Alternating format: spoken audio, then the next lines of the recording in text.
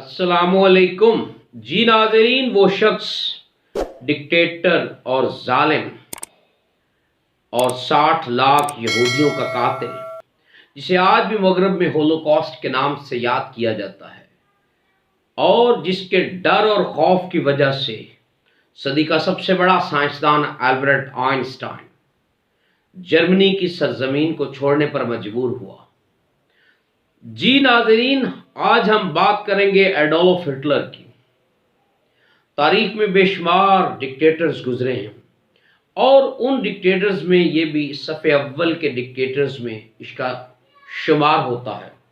आज हम आपके साथ इसकी बायोग्राफी को डिस्कस करेंगे कि कब पैदा हुआ और कब से कब तक इसका दौरे हुकूमत है और इसकी पॉलिसीज़ क्या थीं और ये कैसे मरा। तो नाज़रीन, 30 अप्रैल 1889 को अस्सरिया के किसी गैर मरूफ गांव में पैदा हुआ एडोल्फ हिटलर और मुख्तलिफ मराहल से गुजरते गुजरते ये जर्मनी का चांसलर बन गया और इसकी पार्टी का नाम नाजी पार्टी था, जो 1921 से लेकर 1945 इसकी पार्टी थी और इसका दौरे हुकूमत 1933 से लेकर 1945 तक था। हिटलर चूंकि एक ऐसी शख्सियत का मालिक था, उसकी शख्सियत बड़ी करिश्माती शख्सियत थी।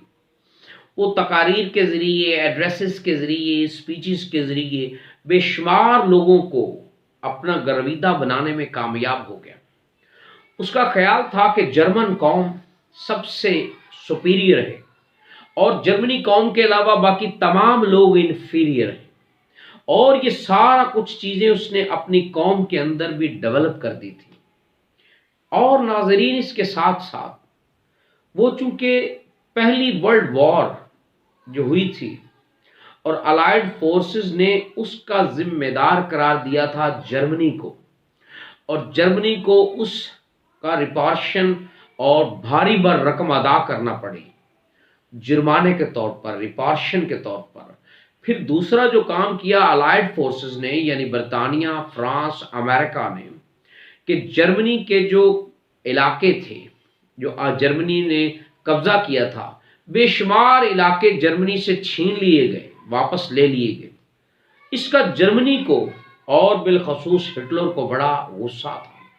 वो हर कीमत पर अलाइड फोर्सेस को सबक सिखाना चाहता था और अपनी जर्मन कौम की बर्तरी और सुपीरियरिटी को एस्टैब्लिश करना चाहता था। फिर 1939 से जब आगाज होता है दूसरी जंग अजीम का, ये वही हिटलर है नाज़रीन जिसने अपनी आइडियोलॉजी को और प्रोपोगेट करने के लिए, प्रमोट करने के लिए तालीमी इदारों में अपनी आइडियोलॉजी को पढ़ाने के लिए प्रेशराइज करता, और जितने भी ज्यूज किताबें लिखी गई थी ज्यूज लोगों ने, लिटरेचर पर, आर्ट पर और मुख्तलिफ सब्जेक्ट पर, लिबरल्स पर, मार्क्सिज्म पर, वो सारी की सारी किताबें, 25,000 से ज़ायद किताबें जला दी गई। उसका ख्याल था कि जो शख्स भी नाज़ी पार्टी के आइडियोलॉजी के अगेंस्ट है उसको कत्ल कर दिया जाए। अब यही कुछ वो तालीमी इदारों में कर रहा था कि सिर्फ और सिर्फ तमाम के तमाम असातिज़ा, प्रोफेसर्स पाबंद कर दिए गए कि आपने सिर्फ आइडियोलॉजी, नाज़ी पार्टी की आइडियोलॉजी को प्रोपोगेट और प्रमोट करना है। और बेशुमार प्रोफेसर इसके खौफ की वजह से और जॉब के लॉस की वजह से अमल भी करते। बहुत थोड़े लोग होते जो इसको फेस कर सके, बहुत कम लोग थे जो इस पर तनकीद कर सकने की जुर्रत करते। उनमें एक बहुत बड़ा नाम, सदी का बहुत बड़ा साइंसदान अल्बर्ट आइंस्टाइन भी था। The moment Hitler came into power, जब वो इक़्तिदार की चेयर पर बैठता है और मसनद इक़्तिदार पर बैठता है हिटलर, तो अल्बर्ट आइंस्टाइन न सिर्फ जॉब से रिज़ाइन कर देता है, जॉब छोड़ देता है, बल्कि जर्मनी की सिटीजनशिप को छोड़ने का ऐलान कर देता है। और पहले वो बेल्जियम में, फिर बेल्जियम से भागकर इंग्लैंड के किसी गैर मारूफ और गुमनाम गांव में बैठता है اور پھر وہیں سے اس نے یونیفائڈ فیل تھیوری پیش کی. اور 30 اپریل، اور ناظرین یہ وہ شخص ہے ہٹلر کہ اس کا کرشماتی شخصیت کی ایک مثال آپ کے سامنے پیش کرتا ہوں.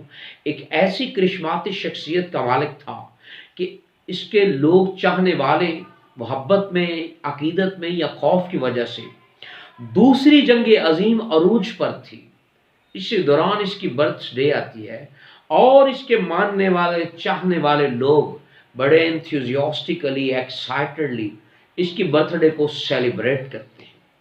جی ناظرین، 1939 سے لے کر 1945 تک جب دوسری جنگ عظیم جو لڑی جا رہی تھی اور اس کا بہت بڑا جو میجر رول پلے کیا اس کو شروع کرانے میں اور کروڑوں لوگوں کی زندگیوں کو اس جنگ کے ہولناکیوں میں دھکیلنے والا یہ واحد شخص ہٹلر، 30 اپریل 1945 کو جب اس نے دیکھا، 1945 کو جب دیکھا کہ اطراف میں، چاروں اطراف سے جرمنی کو محاصرے میں لے لیا گیا الائڈ فورسز نے، اور بالخصوص رشین فورسز جب برلن کے سینٹر میں پہنچ جاتی ہے تو یہ وہاں چھپا ہوا تھا بنکر میں، اور اپنی ہی پستول کے ساتھ، بندوق کے ساتھ یہ گن فائر کرتا ہے اور خودکشی کر کے اس دنیا سے دفع چلا جاتا ہے.